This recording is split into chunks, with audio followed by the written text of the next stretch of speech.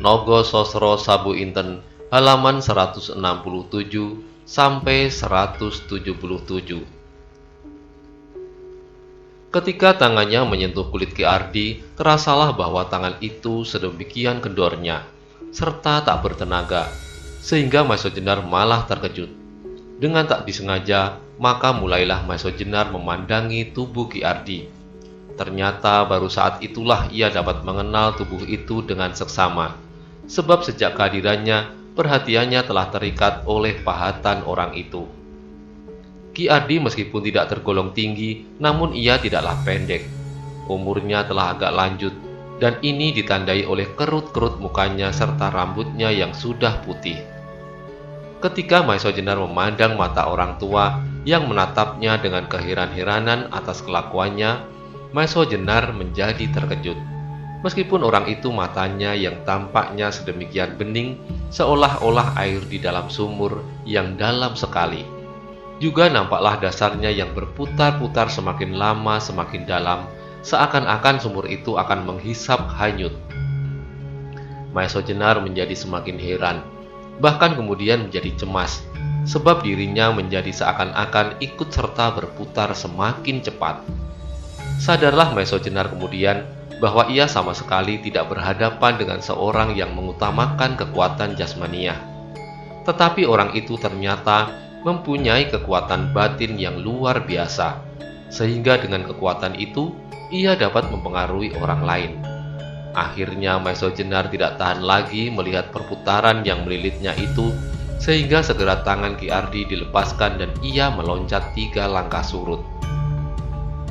Sagotra sama sekali tidak tahu maksud serta akibat perbuatan Maiso Jenar itu, sehingga ia masih saja berdiri diam seperti patung. Tetapi ia menjadi heran ketika dilihatnya tiba-tiba Maiso Jenar membungkuk hormat kepada orang itu, sambil berkata, "Maafkan aku Ki Ardi, aku telah salah duga terhadap Bapak." Ki Ardi masih saja memandanginya dengan sorot mata keheranan. Bahkan kesan-kesan ketakutannya pun masih ada. Dan inilah yang menjadikan Maiso Jenar semakin pening. Orang yang mempunyai pengaruh sedemikian besarnya, hanya dengan sorot matanya saja, tetapi yang seakan-akan tidak sadar akan kekuatannya sendiri, sehingga masih saja berkesan ketakutan. Mengalami hal yang demikian, Maiso Jenar berpikir keras.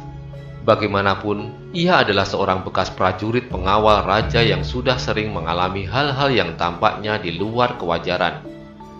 Maka dalam hal itu pun segera Maiso Jenar sadar bahwa pastilah ada suatu rahasia yang menyelubungi orang tua itu. Pastilah ada hal-hal yang sengaja disembunyikan. Mungkin ia sengaja berbuat demikian supaya orang tidak mengenal atau menduga bahwa sebenarnya ia mempunyai kelebihan dari orang lain. Maka dengan hormatnya, sekali lagi Maiso Jenar berkata, "Maafkan aku yang salah duga terhadap Bapak." Sejenak kemudian tampaklah bibir orang itu bergerak-gerak dan terdengarlah suaranya kecil bergetar. "Tuan, apakah salahku sehingga Tuan menyakiti aku?" Maiso Jenar menundukkan mukanya dengan penuh penyesalan atas kelancangannya. Maka jawabnya, "Bapak, sama sekali Bapak tidak bersalah. Tetapi akulah yang berbuat kesalahan terhadap Bapak." Orang tua itu tidak menjawab lagi. Hanya matanya yang sudah cekung itu merenung jauh sekali menembus gelap malam.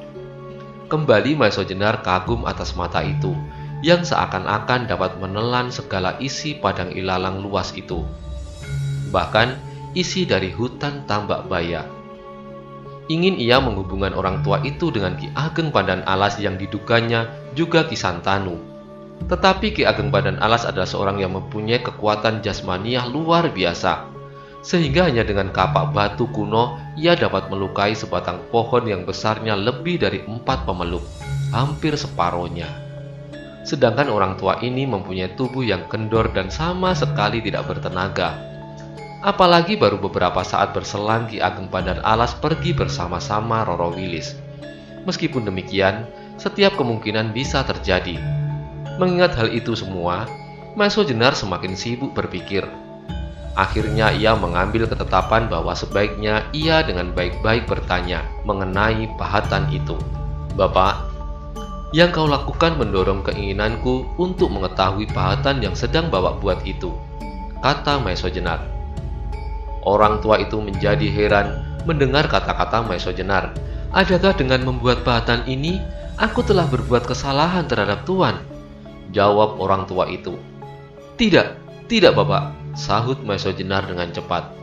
Tetapi bolehkah aku bertanya, apakah yang sedang Bapak pahat itu? Kembali orang tua itu heran.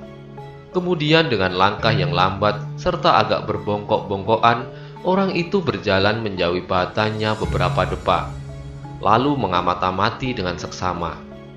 Tiba-tiba saja ia tersenyum, serta matanya menjadi cerah. Pahatanku sudah hampir selesai. Apa yang tadi Tuan tanyakan? Pahatan itu, apakah yang sedang Bapak pahat?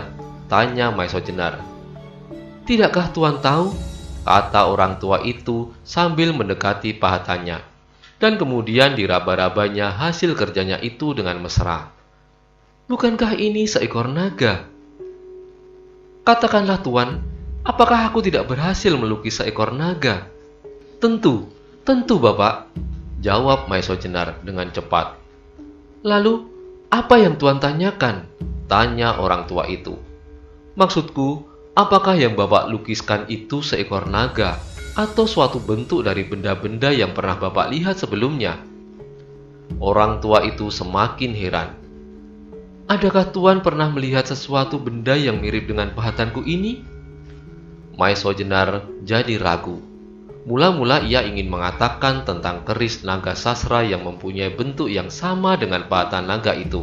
Mustahil kalau kesamaan itu hanyalah kebetulan saja. Kesamaan cita dalam cipta yang sampai sedemikian dekatnya dengan aslinya. Kesamaan yang sedemikian itu pastilah yang satu diilhami oleh yang lain atau malahan salinan sepenuhnya. Akhirnya diurungkannya niatan itu, karena tidak akan banyak gunanya, sebab pastilah orang tua itu sengaja merahasiakan. Akhirnya Maeso Jenar hanya berkata, tidak Bapak, tetapi apa yang Bapak pahatkan adalah suatu bentuk yang dahsyat sekali. Ataukah Bapak pernah melihat seekor naga yang demikian? Ki Ardi mengerutkan keningnya, tetapi sejenak kemudian ia tersenyum. Belum Tuan, aku belum pernah melihat seekor naga pun. Yang pernah aku lihat hanyalah ular-ular kecil yang sering berkeliaran di sekitar tempat ini. Tetapi aku pernah mendengar dongeng-dongeng tentang seekor naga. Nah, menurut gambaran angan-anganku, sedemikianlah kira-kira bentuknya. Kembali orang tua itu meraba-raba pahatannya. Ia nampaknya bangga serta bahagia sekali atas hasil kerjanya.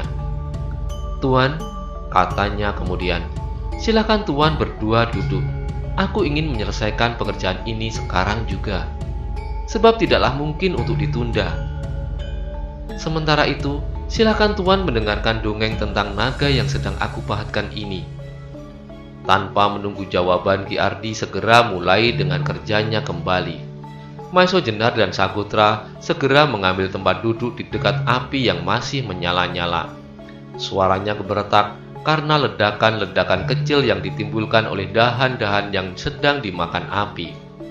Sambil memahat, Ki Ardi mulai bercerita.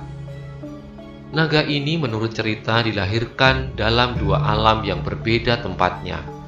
Tetapi dalam pahatanku ini, tidaklah kedua-duanya aku lukiskan. Tetapi aku ingin mendapat satu bentuk kesatuan dari dua ekor naga itu.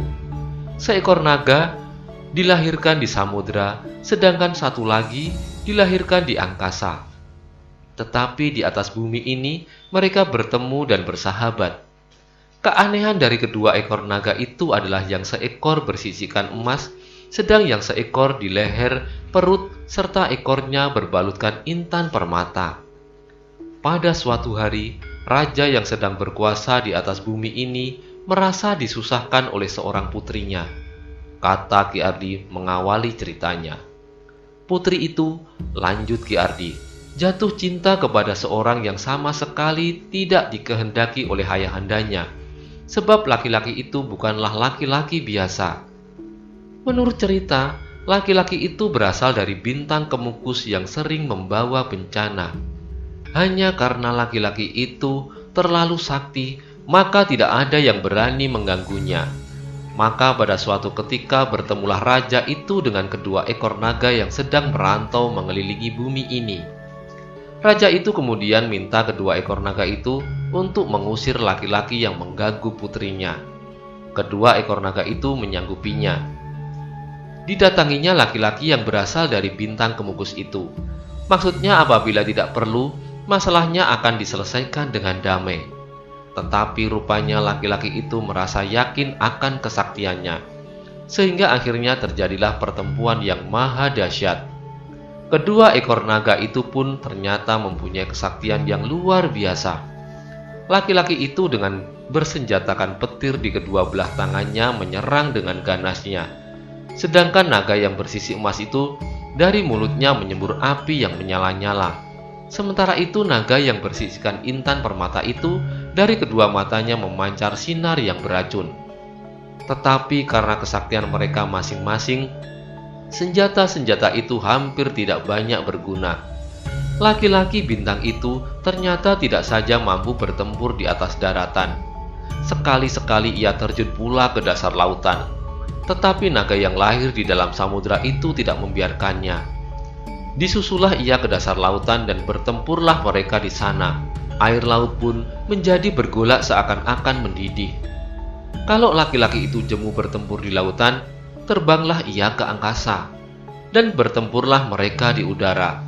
Demikian dahsyat pertempuran itu sampai langit menjadi gelap.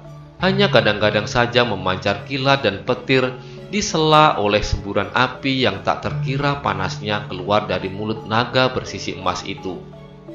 Demikianlah pertempuran itu berlangsung sampai 40 hari 40 malam. Tetapi masih saja belum ada yang nampak akan kalah. Bahkan pertempuran itu semakin lama semakin sengit. Sekali waktu terjadi di dalam samudra dan sekali waktu di angkasa. Cerita Ki Ardi. Tiba-tiba orang tua itu berhenti. Sambil perlahan-lahan ia berjalan mundur menjauhi pahatannya. Sementara ia tersenyum dan sebentar kemudian keningnya berkerut. "Tuan, pahatanku telah selesai. Apakah kata Tuan tentang ini?" kata orang tua itu kepada Maesha Jenar. Maesha Jenar yang sejak semula telah merasakan keindahan pahatan itu menjawab, "Bagus Ki Ardi." Ki Ardi tertawa perlahan. Lalu sambungnya, "Baru sekarang aku mendapat pujian atas hasil kerjaku. Selama ini tidak pernah seorang pun. Jangankan pujian-pujian, sedang perhatian saja tidak pernah aku dapatkan. Sagotra dengan kawan-kawannya yang sering berkeliaran di daerah ini sama sekali tidak dapat menikmati hasil pekerjaanku. Nah Sagotra, apa katamu sekarang?" Sagotra yang sejak tadi berdiam diri menjadi agak bingung untuk menjawab pertanyaan Ki Ardi itu. Maka ia menjawab sekenanya saja, "Bagus Ki Ardi." Ki Ardi tertawa terkekeh-kekeh mendengar jawaban Sagotra. "Apa yang bagus?" Sagotra menjadi agak tersipu mendengar kata-kata itu. Tetapi ia tidak mau kalah. "Nagamu itu Ki Ardi, kalau saja bersisikan emas benar-benar serta berbalutkan intan permata, mungkin umurmu tidak lebih dari malam ini." Kembali Ki Ardi tertawa terkekeh-kekeh. "Pastilah itu terjadi kalau nagaku benar-benar seperti dongeng yang pernah aku dengar itu. Tetapi sesudah kau bunuh aku, kau juga akan mati di telan nagaku ini." Rupanya Sagotra bukan ahli berdebat. Orang tua gila. Kalau kau tanyakan pendapat orang lain mengenai pahatanmu itu, pastilah kau mengharap orang itu memujinya. Tetapi pahatanmu itu sebenarnya sangatlah jelek, gerutu Sagotra. Ki Ardi masih saja tertawa. Rupanya ia sudah biasa bergaul dengan Sagotra serta kawan-kawannya Lawo Ijo yang lain. "Sebaiknya kau makan dulu, baru menilai pahatanku ini. Nah, masuklah ke mulut gua itu. Nanti kau akan mendapatkan jagung bakar. Makanlah itu, baru kau memberikan pendapatmu," kata Ki Ardi dengan Sagotra. Tetapi Sagotra rupanya malu dengan adanya Maesha Jenar di situ. Karena itu, ia pura-pura saja tidak mendengar. Bahkan ia berkata terus, "Ki Ardi, aku lebih suka mendengar dongenganmu daripada menyaksikan pahatanmu itu." Sambil masih tertawa, Ki Ardi mengangguk-anggukkan kepalanya. Katanya, "Baiklah, aku lanjutkan dongeng itu. Tetapi aku ingin bertanya, siapakah kawan barumu ini?" Mendengar pertanyaan itu, darah Maesho Jenar tersirat. Sedang Sakutra menjadi bingung. Bagaimanakah harus menjawab pertanyaan itu? Sebentar mereka berdiam diri mencari jawaban.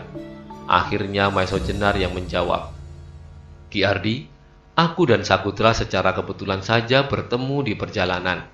Dan Sakutra telah berbaik hati mengantarkan aku ke arah api yang Bapak nyalakan." Ki Ardi mengangguk-angguk kecil. Anehlah kalau hal itu terjadi.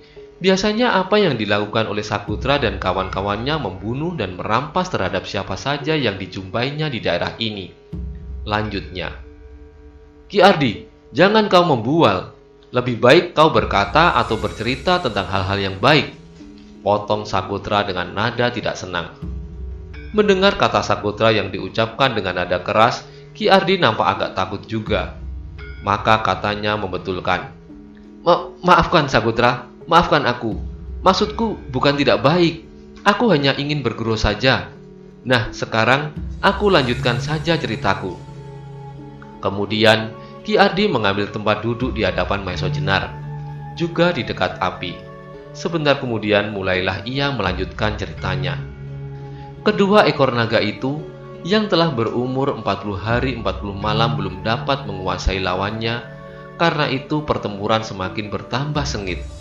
Seluruh penduduk bumi menjadi ketakutan. Tidak ada tempat untuk mengungsikan diri. Sebab pertempuran itu terjadi di seluruh permukaan bumi, di seluruh lautan, dan di seluruh langit. Raja bumi itu pun menjadi bertambah prihatin, apalagi putrinya setiap hari selalu menangis saja. Tetapi untuk mengabulkan permintaan putri itu, tidak terlintas di dalam pikiran ayahanda raja. Karena itu, ia tidak tahu apa yang akan dikerjakan. Akhirnya ia terpaksa menunggu saja akan kesudahan pertempuran yang maha dahsyat antara laki-laki dari bintang kemukus itu dengan dua ekor naga yang dimintai bantuan. Demikianlah pertempuran itu masih berlangsung terus. Di laut timbul gelombang besar, di darat bertiup angin topan yang dahsyat. Sedangkan di udara, petir menyambar-nyambar guruh dan bunga-bunga api yang maha panas. Sampai hari yang ke-100, keadaan masih belum berubah. Hati raja bertambah gelisah pula. Maka pada hari yang ke-101, dengan tidak disangka-sangka menghadaplah seekor naga yang amat sederhana ke hadapan raja. Naga itu berwarna agak kehitam-hitaman. Matanya berkilat-kilat seperti bintang. Dengan rendah hati naga itu berkata kepada raja, "Paduka yang memerintah kerajaan bumi, perkenankanlah hamba mengabdikan diri kepada Paduka serta diperkenankan membantu kedua saudara hamba yang sedang bertempur melawan laki-laki yang berasal dari bintang kemukus." Tentu saja permintaan itu dikabulkan oleh raja. Maka dengan senang hati, naga itu langsung menuju ke medan pertempuran yang saat itu sedang terjadi di daratan. Kedatangannya menimbulkan perbawa yang luar biasa, sehingga dengan tiba-tiba saja pertempuran itu berhenti sejenak. Melihat kedatangan naga itu, mereka bertiga yang sedang bertempur menjadi heran. Maka bertanyalah naga yang bersisik emas, "Hai naga yang sangat sederhana, tanpa menunjukkan tanda-tanda kebesaran apapun, apa maksud kedatanganmu?" Naga itu menjawab, "Saudaraku, aku datang untuk membantumu." Mendengar jawaban itu, naga berbalut intan merasa tidak senang. Lalu katanya, "Saudaraku hanyalah mereka yang dapat menunjukkan tanda kebesarannya." Alangkah sedih hati naga yang kehitam-hitaman itu. Ditambah lagi laki-laki dari bintang kemukus itu memakinya pula. "Kau yang mirip sebatang pohon roboh itu akan turut serta dalam permainan ini?" Tetapi disabarkannya hati naga yang sederhana itu. Jawabnya, "Terserahlah kata-kata kalian atas diriku, tetapi aku ingin menunjukkan pengabdianku." "Kalau demikian, kerjakanlah itu sendiri," kata naga bersisi emas. "Ya, kerjakanlah sendiri," sahut naga yang berbalutkan intan. "Baiklah," jawab naga yang kehitam-hitaman itu. Silahkan kalian beristirahat."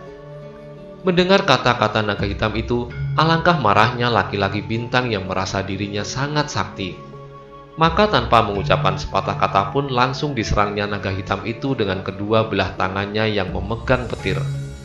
Tetapi apa yang disaksikannya sangatlah mengagumkan. Naga hitam itu melingkar cepat sekali dan dengan sekali menggerakkan ekornya, kedua petir itu telah dapat direbutnya dan dengan suara menggelegar petir-petir itu dibantingnya di punggung gunung sampai pecah berserakan. Laki-laki bintang kemukus itu terkejut menyaksikan hal yang demikian, tetapi ia pun tidak kurang saktinya. Segera kedua tangannya itu bergerak menangkap guru yang sedang berkeliaran di langit. Maka dengan sekuat tenaga, guru itu pun dihantamkan ke kepala lawannya. Naga itu melihat guru yang dengan suara gemuruh mengarah ke kepalanya, segera menyemburkan angin kencang dari mulutnya, sehingga guru itu pun terlontar kembali ke arah laki-laki bintang itu. Karena kecepatannya menghindar, laki-laki itu tidak hancur karena senjatanya sendiri. Dengan kejadian-kejadian itu, laki-laki bintang kemukus yang merasa dirinya tak terkalahkan itu menjadi marah sekali. Dikeluarkannya segala kesaktian serta kepandaiannya yang terakhir untuk menyerang naga hitam itu. Maka segera terjadilah pertempuran yang tak terkira dahsyatnya. Tidak hanya lautan menjadi bergolak, topan mengalir dengan derasnya, serta petir menyambar-nyambar, tetapi segera hutan-hutan menjadi terbakar. Lautan mendidih, serta gunung-gunung terlempar berserak-serakan. Kedua lawan yang sedang mengadu tenaga itu telah mempergunakan apa saja yang dapat dipegangnya untuk dijadikan senjata. Maka semakin ketakutanlah segenap penduduk negeri bumi itu. Pada hari yang ketujuh, pertempuran itu bertambah seru dan cepat. Laki-laki bintang kemukus itu telah mengalami perkelahian 100 hari melawan 2 ekor naga yang cukup sakti. Tetapi tenaganya masih tetap segar. Sekarang, ia baru 7 hari bertempur melawan seekor naga yang dikatakannya sebagai sebatang pohon yang roboh saja, namun ia merasa bahwa tenaganya telah mulai kendor. Ia telah mencoba mengerahkan segala kesaktiannya, tetapi tidaklah banyak hasilnya. Sekali waktu ia berhasil menangkap ekor naga hitam itu, lalu dengan tangannya yang kokoh kuat itu, diputarnya naga itu di udara, sehingga menimbulkan angin putaran yang luar biasa, baik di darat maupun di lautan. Banyak gunung dan pulau-pulau yang terangkat dan terlempar berterbangan. Tetapi naga itu tidak pula kehilangan akal. Tubuhnya yang kehitam-hitaman itu tiba-tiba menyala, sehingga ketika tangan laki-laki bintang itu merasa panas, terpaksa naga itu dilepaskan dan terlontar ke udara. Timbullah suatu pemandangan yang mengerikan. Suatu lingkaran api berputar-putar di udara. Sebentar kemudian, berubahlah naga itu menjadi gumpalan api yang bergulung-gulung menghantam lawannya. Laki-laki bintang kemukus itu menjadi agak kebingungan. Maka segera ia menghindar dengan terjun ke dasar samudera. Namun, api-api itu pun menyusulnya ke dasar samudera dengan api yang masih tetap menyala, sehingga air lautan menjadi mendidih karenanya. Segera laki-laki itu meninggalkan lautan dan terbang ke udara. Naga itu juga tetap mengejarnya. Kemana laki-laki itu pergi, gumpalan api itu tetap menyusul di belakangnya, sehingga akhirnya laki-laki bintang kemukus itu merasa bahwa ia tak mampu lagi menandingi naga hitam yang dapat menyalakan api dari tubuhnya. Jauh lebih panas daripada api yang keluar dari mulut naga yang bersisik emas, dan jauh lebih berbahaya dari sorot beracun di kedua belah mata naga yang berbalut intan permata. Maka tidak ada jalan lain kecuali kembali ke asalnya. Segera laki-laki bintang itu pun terbang lebih tinggi dan akhirnya lenyaplah ia berlindung di balik kabut beracun yang memancarkan cahaya yang menyilaukan, yang menyelubungi dunianya, yaitu bintang kemukus. Setelah melihat lawannya kembali ke asalnya, naga hitam itu merasa bahwa tugasnya telah selesai. Segera ia turun kembali ke bumi untuk menemui kedua naga yang bersisi emas dan berbalut intan. Mudah-mudahan setelah ia menunjukkan jasanya, sudilah kiranya kedua naga itu mengaku sebagai saudaranya. Tetapi alangkah kecewanya ketika ia sampai di bumi. kedua ekor naga itu sudah tidak ada lagi. Maka menghadaplah naga hitam itu kepada baginda Raja Bumi untuk menanyakan kalau kedua ekor naga itu sudah mendahulunya menghadap. Di sepanjang jalan, naga hitam itu selalu bersyukur di dalam hati. Mereka dalam keadaan telah hampir pulih kembali. Orang-orang sudah tidak lagi ketakutan. Agak berbanggalah hatinya kalau ia mendengar beberapa orang menyebut-nyebutnya sebagai pahlawan yang berhasil mengusir laki-laki bintang kemukus yang membawa bencana wabah berbahaya. Tetapi kebanggaan itu disimpannya dalam hati, sebab ia merasa bahwa apa yang dilakukannya adalah amal pengabdian semata. Ketika ia menghadap Raja Bumi, alangkah terkejutnya waktu ia melihat upacara penyambutan yang luar biasa. Ia bahkan menjadi malu dan kaku. Ketika ia berkesempatan menghadap baginda, yang pertama ditanyakannya adalah kedua ekor naga yang bersisi emas dan berbalut intan.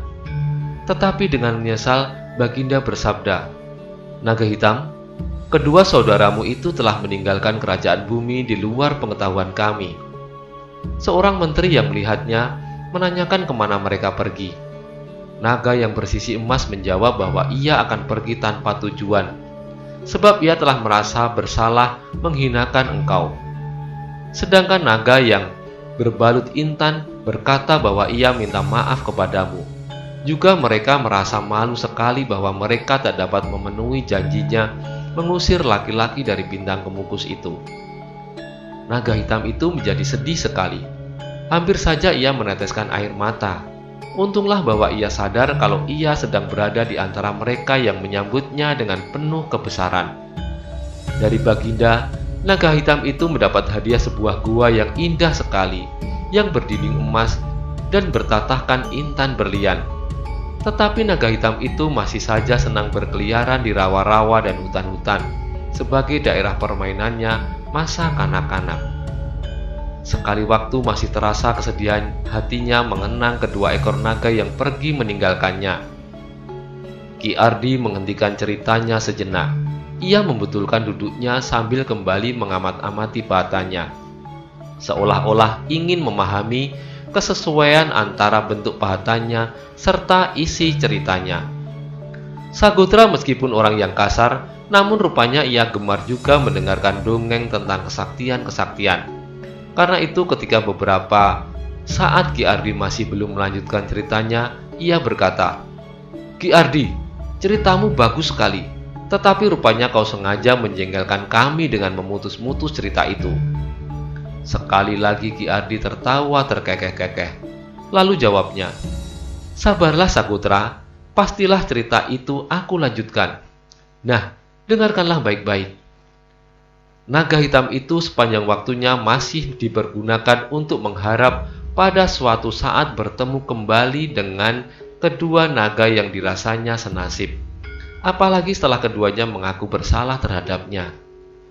Tetapi akhirnya yang paling menyedihkan adalah ketika ia mendengar kabar bahwa terjadilah kerusuhan-kerusuhan di istana Raja Bumi. Banyak bangsawan dan ksatria saling bertempur, bahkan saling membunuh. Soalnya adalah karena mereka berebut untuk mendapatkan putri baginda yang pernah jatuh cinta pada laki-laki bintang kemukus. Sedemikian hebatnya perebutan itu, sehingga para bangsawan dan ksatria tidak malu-malu lagi mempergunakan laskar pengikut masing-masing untuk mencapai maksudnya. Sehingga memang kadang-kadang terjadilah pertempuran-pertempuran kecil di antara mereka. Hampir saja naga hitam itu marah dan mengambil keputusan untuk memusnahkan sekalian bangsawan dan ksatria, malahan kerajaan bumi sekaligus. Tetapi untunglah bahwa ia dapat menyabarkan diri, sebab ia pun pernah merasa berjuang untuknya. Adapun naga yang bersisi emas serta naga yang bersalut intan memang sebenarnya pergi meninggalkan kerajaan bumi karena menyesal dan malu. Mereka pergi merantau tanpa arah dan tujuan, dengan maksud untuk bertapa dan menjauhkan diri dari masalah-masalah lahiriah. Sebab ternyata tanda-tanda kebesaran yang mereka miliki tidaklah dapat dipergunakan untuk mengatasi lawan yang cukup sakti, bahkan tidak berguna sama sekali. kabar kepergian kedua ekor naga itu menggemparkan kerajaan-kerajaan di luar bumi, yaitu kerajaan di bawah tanah, di bawah lautan, dan di lapis-lapisan langit.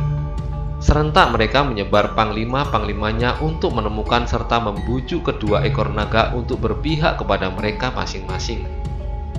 Dengan perhitungan kesaktian kedua ekor naga itu digabungkan dengan kesaktian-kesaktian yang telah ada, pastilah dapat mengalahkan kerajaan bumi, walaupun dibantu oleh naga hitam yang sakti. Pada suatu saat, sampailah ia di suatu daerah yang kelam, daerah yang sama sekali tak dikenal. Kembali Ki Ardi berhenti, dan kembali pula ia memandangi pahatannya. Sebentar kemudian katanya, "Nah, pada bagian inilah ceritaku itu aku ambil sebagai bahan pahatanku ini." Daerah kelam itu dikuasai oleh 2 ekor harimau raksasa yang berkulit hitam legam. Ternyata kedua ekor harimau ini pun ingin dapat menguasai kedua ekor naga itu, baik secara halus ataupun secara kasar.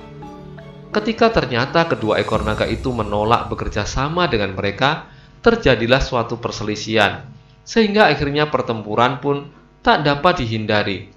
Sebenarnya kedua ekor harimau itu tak dapat menguasai lawannya, kalau saja daerah mereka tidak menguntungkan. Daerah kelam yang penuh rahasia itu sangat membingungkan kedua ekor naga itu, sehingga akhirnya naga itu pun hanya bertahan apabila diserang. Tetapi setelah ia terjebak ke dalam daerah itu, sulit bagi mereka untuk mencari jalan keluar. Sampai sekian, Ki Ardi menarik nafas dalam-dalam. Nampaknya legalah hatinya, seolah-olah ia telah melahirkan suatu rahasia yang selama ini disimpannya.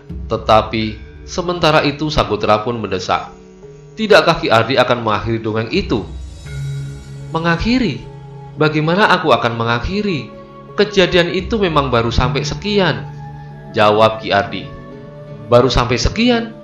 tanya Sagotra heran. Maiso Jenar pun tidak kalah herannya, apalagi ketika dilihatnya perubahan garis wajah Ki Ardi. Kesan-kesan kejenakaan yang selama ini selalu tersembul di antara tawanya lenyap sama sekali. Bahkan ketika Maiso Jenar memandang matanya yang sejak semula sudah mengagumkan, kini seakan-akan dunia ini ada di dalamnya. Tetapi rupanya Sagotra tidak melihat perubahan itu, sehingga ia masih saja mendesak, "Ki Ardi, katakanlah akhir dari dongeng itu. Nanti aku akan memuji pahatanmu itu pula." Ki Ardi tersenyum, tetapi senyumannya kosong. Malahan tiba-tiba ia berkata sambil berdiri, "Tunggulah Sagotra. Akhir dari cerita ini masih agak lama. Sekarang aku akan masuk sebentar. Kawanilah tuan ini." Rupanya Sagotra ingin lekas-lekas mendengar akhir cerita itu, sehingga ia menggerutu tak habis-habisnya. Meskipun demikian, Ki Ardi seolah-olah tidak mau lagi mendengarkan.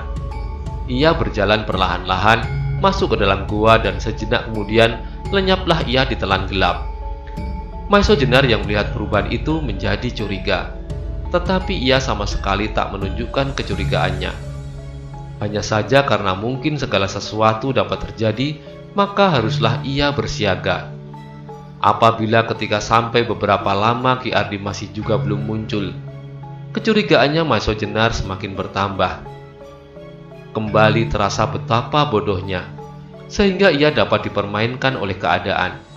Ataukah ia sudah berubah menjadi seorang penakut yang selalu diliputi oleh perasaan was-was dan curiga? Sagotra pun akhirnya merasa tidak sabar. Hanya masalahnya berbeda. Maka segera ia pun berdiri dan memanggil-manggil Ki Ardi. Tetapi tidak ada terdengar orang menyahut. Tampaknya Sagotra telah terbiasa bergaul dengan Ki Ardi. Tampaknya telah pula Sagotra terbiasa masuk keluar rumahnya. Maka ketika panggilannya tidak mendapat sambutan, segera Maiso Jenar pun berdiri dan melangkah menuju ke mulut gua. Dan sejenak kemudian ia pun telah lenyap di telan gelap. Bersambung ke halaman 178.